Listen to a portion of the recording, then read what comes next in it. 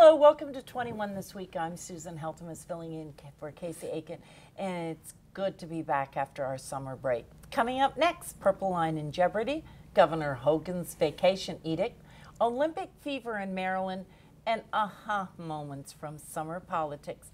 We're joined today by our panel of keen political observers. Henry Hailstock, past president of the Montgomery County branch NAACP, Trump campaign volunteer Jerry Cave, Mark Uncapher, past chair of the Republican Central Committee, and former Democratic State Delegate Luiz Simmons. Stay tuned for these topics and more next on 21 This Week.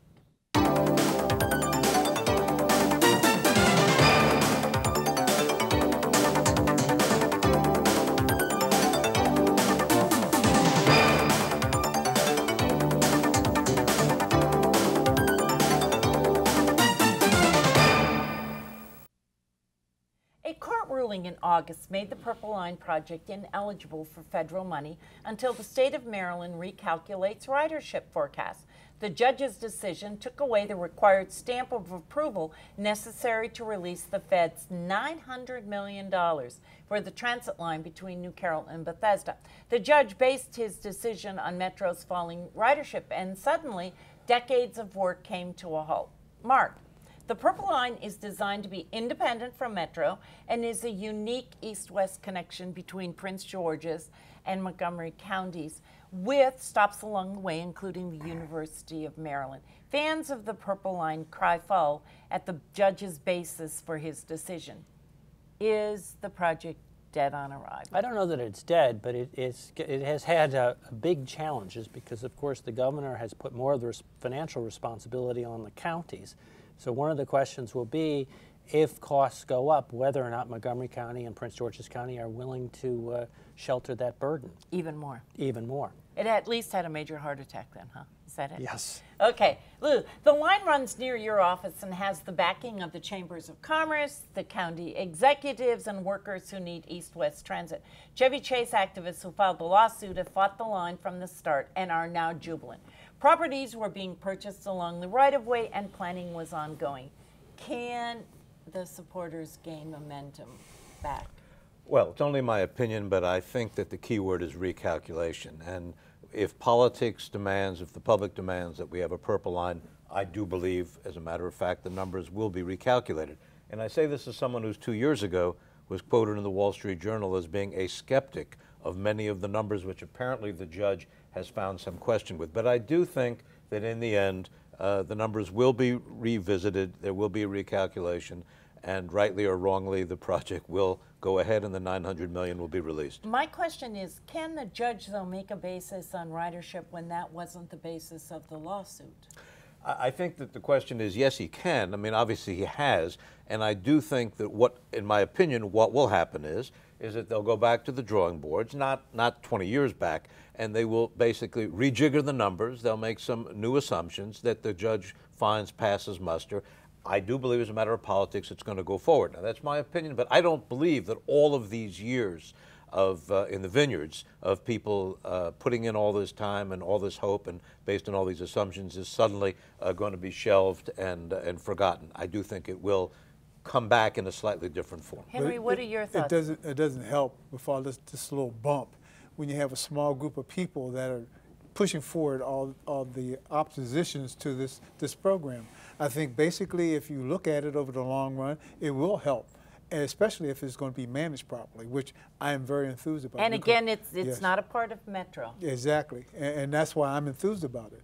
And I see Metro is making strides, but this will basically assist those individuals outside of the Washington metropolitan area who want to go into work and come back or go into enjoy a good time with the arts and sciences. And one of the things, as someone on the original committee, the Metro is like in and out, and we didn't have cross-county transportation. So, and we have got to move on. Okay, I know this is going to come up again in the future. Okay, Now, Governor Larry Hogan last week fired the shot heard around the state when he announced that he will issue an executive order that mandates public schools in Maryland start the school year after Labor Day and complete the mandated 180 days of instruction by June 15th. School systems may request a waiver from the State Board of Education. Jerry, Comptroller Peter Franchot has been advocating this for years as a family-friendly measure and, of course, an economic plug for Ocean City. Was it the right decision? Of course it's the right decision, and the thing is I find interesting is it makes Hogan look like a genius to do this. But the Democrats do so many bad things that it's really easy to look like a genius. But why do you think it's a good thing? Forget the other stuff. I'm sorry, was I going to talk or we're going to do this here? No. You want me to ask you questions or do you want to ask me? I'm is explaining to you why it's a good idea. Number one, it's always a good idea to tell kids they can have an extra week to week and a half of the best part of their youth, which is summer. Over 12 years, that's like having another summer and a half. That's a winner. And can they make the days up? Well, gee, the teachers union may not be able to get a half day here and a day here, but they can make the days up and make it work. It's a home run. And if the Democrats advocate against Hogan on this, they should write down the time and money they spend to do that as campaign contributions to helping Hogan get reelected. But he's already pretty close to there with a 71% approval rating because of good decisions like this one. Okay, now you can talk. Henry, this decision is counter to the national trend of starting earlier and the movement to expand the American school year, which is middling in terms of international standards. Now, opposition to the move has cited such things as the cost of childcare, meals for needy students, and the desire to get students back into the classroom as early as possible to retain the prior year learning. So what do you think of Hogan's decision? I've always believed in having a longer period of time for education because we're already behind in science and math. And for us to prolong a longer period of time for the youth to be out, not being able to retain what they have already learned during the school year is a problem. On top of that, I look at what is necessary during the school year as far as snow days, as far as professional days, and some of the other things. Religious holidays, period. Yeah. It's a problem. I think we need to have our students in school as long as possible to retain what is necessary for us to be successful in the future. And I will tell you, whether it's science and whether it's economics, we need them back there because we are behind in the world. But the issue, though, is 180 days doesn't change. The number of days. What happens is, and it's from a perspective of a parent, it's a lot easier to find a childcare for a solid week than it is for half days and days here and there, which is what the union is trying to get. Maybe that's why they called it family friendly. No, but I'll tell you, the parents in my neighborhood were elated because childcare is expensive. And, you know, at the time, unless you're incredibly wealthy, by the time August comes, most people are through with their vacation. Well, they are in this state because you have to be. I am not incredibly wealthy.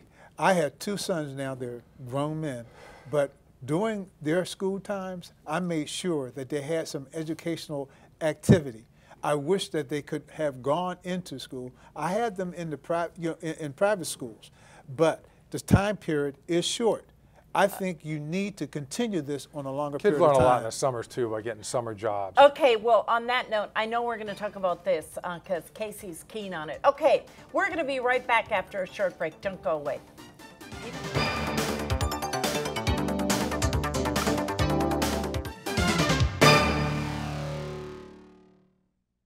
We would be remiss if we did not mention the Summer Olympics, which took place in August. At one point in the competition, I heard that if Maryland were a country, we would have the second highest number of gold medals, which is pretty amazing. Maryland did play a key role in USA's amazing records, and how can we ignore our own local sweetheart, Katie Ledecky, a swimming phenom at 19?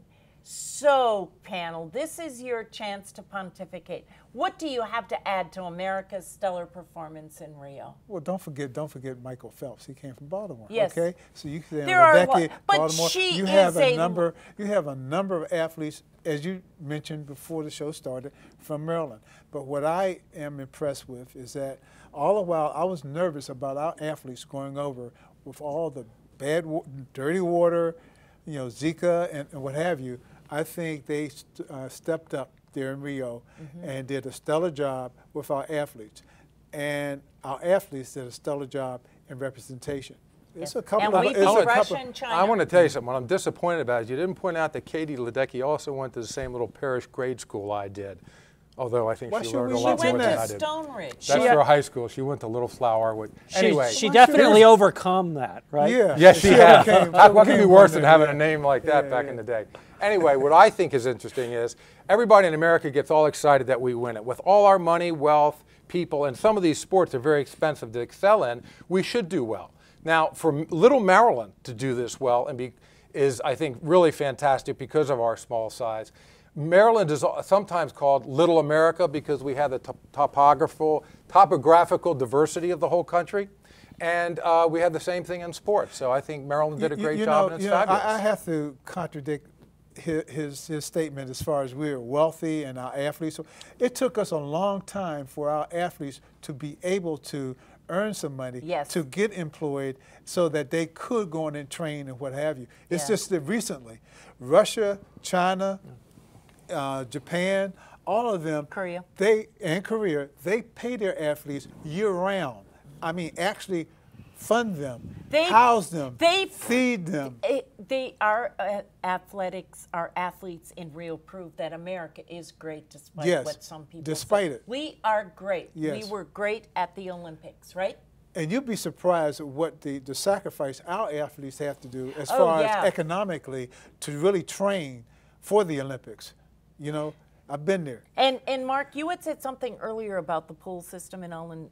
Well, actually, it's interesting. We have a great swimming system because of the neighborhood pool associations, which Katie came out of. I think it was the Palisades Swim Club. That would be then, right? And those have had an impact of getting people into athletics at a very early age and it finding got out all of us probably in front of the TV station at some point. I was watching men's basketball. I watched the whole thing. I watched every sport except rugby. No, I watched rugby too. I'm very happy to hear that. Being a rugby player, I was very impressed that they finally got it back in. Yes, it is. I could not watch. And I have the broken bones to prove it. And missing teeth, as a friend of mine did, because it's a tough game. And a concussion or two, right? Yeah, probably. Okay. Given more than taken. Yeah. Play rugby, give blood. So much has happened during our vacation on the political spectrum, and the ongoing elections will be fodder for this program until November. So I've asked each panelist to tell me, and before we start our general discussion, what was your highlight of the summer political season? And we're going to start with you, Jerry. My highlight of the political season this summer is today, because today Donald Trump said he's going to come back to Maryland for the third time, and you don't spend time like that in a state this close to the end of the election unless you think you got a shot. And Maryland wised up and elected Larry Hogan last time, and they're going to wise up and vote for Donald Trump this time. So we've all got Donald Trump to look forward to seeing next Monday in Baltimore at the Convention Center, where he's going to speak to the National Guard Association. Go Trump. On that note, Henry, what was your summer aha moment?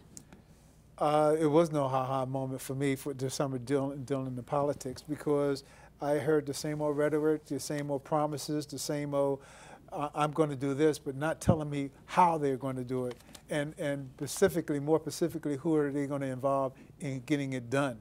My problem with this primary and the elections and everything is it's just back and forth on each other, as opposed to telling the general public what they're going to do and how they're going to do it. And that's why I invite everyone to really look at not just what is being said and done, but look at what can be done and by whom it could be done. Okay, Lou, what was your summer moment? I think that in terms of what I would call profiles and survival, I like Governor that. Hogan proved that necessity is the mother of re-election when he decided not to attend the Republican convention. He will not be attending the Trump appearance here in Maryland, and he also said that he refused to vote for Trump, not saying that he would vote for Hillary Clinton. And by doing all those refusals, he refused to make himself a sitting duck in the, let's put it this way, in the carnival of shooting galleries. Yes. And the Democrats are going to have a tough time pinning Trump on him in the next 2 years. They're going to have to find other issues. Okay. I was And going to Mark. say, Susan and Jerry may not like this, but what's remarkable about this campaign is how disliked the two candidates are, how high their negatives are, that the outcome may well turn on who comes out to vote and who just decides that they don't want to come out and vote. Well, As my mother always said, who is the lesser of two evils? to Well, vote I for? had an Or the evil of two lessers. that too. I had That's a deep, moment Lou. in August that maybe slipped by most people, but in August, the primaries took place in the state of Kansas. And this was supposed to be the big year of changes. And in terms of incumbents losing their seats, 2 Democrats lost their seats. Both have been indicted. 2 Republicans lost their seat because of redistricting, and they lost out. But then there is Congressman, and I want to get this right, Tim Hailstock. He's from Kansas. Jerry, you might know him as the chair of the Tea Party caucus in Congress. He was also voted the most partisan person in Congress, and he lost. He is the 5th person to have lost. So in all of this stuff about people want change, only 5 incumbents lost their seats. And it's interesting, Marco Rubio and John McCain both won primaries They did. against, but anyway. Yes, It's an indictment on the power of incumbency in our political system. It's the reason we need term limits, and it's a reason that the incumbency shouldn't be so powerful, because you can't get change. Henry, you're over there saying, I want change, I want people to tell me how to do things, and we all say we want change, and then we go back and re-elect the same people. Well, the only reason why we elect the same people is because we can't see who's coming up going to be better. That's my problem, is that we don't get enough people that are capable into the politics. And why people don't want to go into politics, like me, it stinks. Well, and you're selling your soul. in the state of Maryland, it appears that that Congressman Van Hollen is going to win. Everything indicates that. Jamie Raskin. I'm not making any concessions No, up here, no, or go ahead. by Okay. silence We'll or let any you- other manner. No, Joe I'll wait, Cathy. I'll wait till there's a question mark in that. okay. Then Jamie Raskin, the polls are showing, is likely to gain the seat that was Chris Van Hollen's. And at the moment, and Jerry, maybe the appearance by Trump on Monday is going to make a difference, but Clinton is up 20 plus points in the state of Maryland. So, I don't see any big changes on the Maryland front, at least this election. You actually forgot to mention probably the most highly contested race in the state, which is District 6. Delaney's. Delaney's, and Amy Hober is running a very strong campaign. Delaney got less than 50% of the votes 2 years ago. A lot will depend, frankly, on what the composition is of the electorate when November comes around. It's interesting to hear about these things going up and down. My main thing is that when you don't go out and talk to the communities and people and get their opinion and advice, and for you to be honest in front of them, that's where it starts going down. And you look at who you just talked about. Did they go out there and talk to their constituents like they're supposed to and do? No, they're doing some other things. And that's the biggest problem. Henry, I can only speak for here in Maryland. I can't speak for the rest of it, but that's the problem. And No, you look no. at I each like something that person. Lou said a while ago, but I can't remember what it is. But I can remember I liked what you said, and that's what Donald Trump has done. Donald Trump has gone after event after event, and he can't find a venue big enough to hold it, and Hillary can't find one small enough not to look empty when she goes. She doesn't go out. She doesn't do the press conferences. And Donald is out talking to people all the time. I got to respond to that since my name came in there. When you have In a somebody very like positive Trump manner. to go and talk to, to people and change from one time earlier to a time now, I have a problem with it. This man has turncoat so many times, I don't know what suit he's wearing. That's true. Hillary Now, Clinton is saying things that are the complete opposite of what Jerry, she said right, a stop year and a right half there. or 10 Jerry, years ago. I want Lou to have a chance. You're the elected person. You've was, been yeah. elected as both a Democrat and a Republican. How do you view this year's elections? Well, I actually think it's coming down to the, and I hate to say it, the evil of two lessers. I think most people in the end are going to vote for Hillary Clinton. I think it'll be a close race. I think it'll be a very long night. I think some of the battleground states will tipple back and forth. It's clear that, and all the polls show this, and I think anecdotally, that people don't trust either candidate, rightly or wrongly. And but I do think that you know, Donald Trump will, in the end, his support will collapse when people actually have to decide whether they're going to vote for someone who is inexperienced, who has been a bit loutish and vulgar, and who really doesn't have a command on the issues, as opposed to someone who they may not trust, but who is quite capable, quite competent, and where they may not be happy about it. And I'm trying to be candid in my assessment, I think they'll end up voting for Clinton over Trump. How can you for say obvious Hillary reasons. Clinton is competent? I can't think of an accomplishment the woman has. And as Secretary of State, everything she put her finger on is literally on fire. No, it's not. Money No, it's not. for But first responders on 9/11 because of her handicapped children across this country have to get an education. We have chips because of Hillary Clinton. That's just a couple of things. I just wanted to say that it really depends, Lou, in addition to what you said, on the Barry Sanders people, whether they listen to him and earnestly believe that he is really backing Clinton. That is going to be the issue, and that will be the turning point. And there. I think you're right, and that is it for now. I promise you, this is going to You be get a the part. last word. This is the last word, and this is going to be a part of the conversation for every show from now through November. So we're going to be back in a moment with parting shots.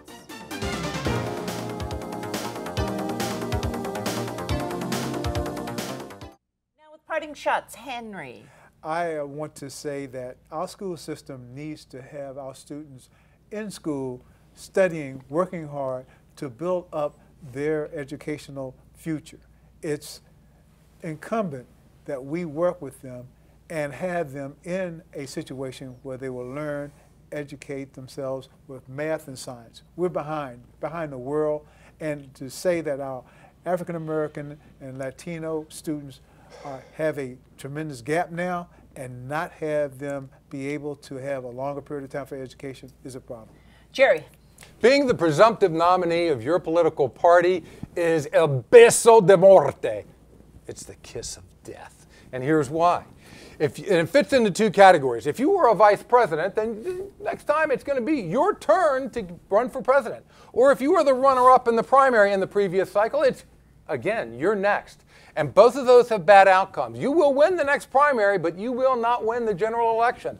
We've had 6 vice presidents run, 5 lose. We've had 5 primary runner-ups run, 3 lost, 1 won, which is Ronald Reagan, and the last one is Hillary Clinton. So what does this mean for Hillary? She wasn't vice president.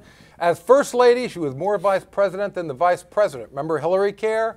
So unfortunately, she qualifies in both categories. So the bad news for Hillary Clinton, the odds are against her because in the kiss of death, that poor girl's been kissed twice.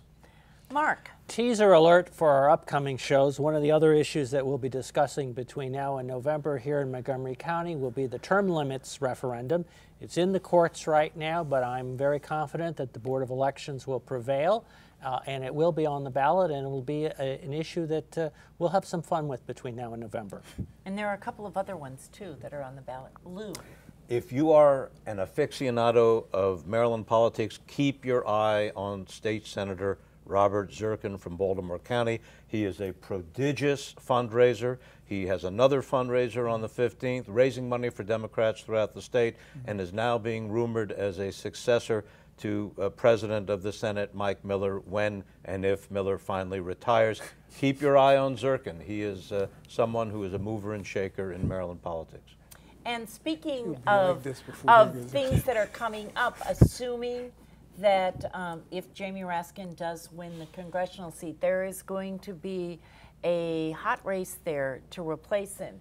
And rumor has it that Delegate Will Smith has got the inside track. So that is something that's going to be happening in December. Then if he gets that slot, then a delegate slot is going to be open. So lots going to be happening. So the presidential election is now less than 60 days away. Until next time, follow 21 This Week on social media, and we'll see you next week for Montgomery County's hardest hitting political talk show, 21 This Week. I'm Susan Heltemes. Bye for now.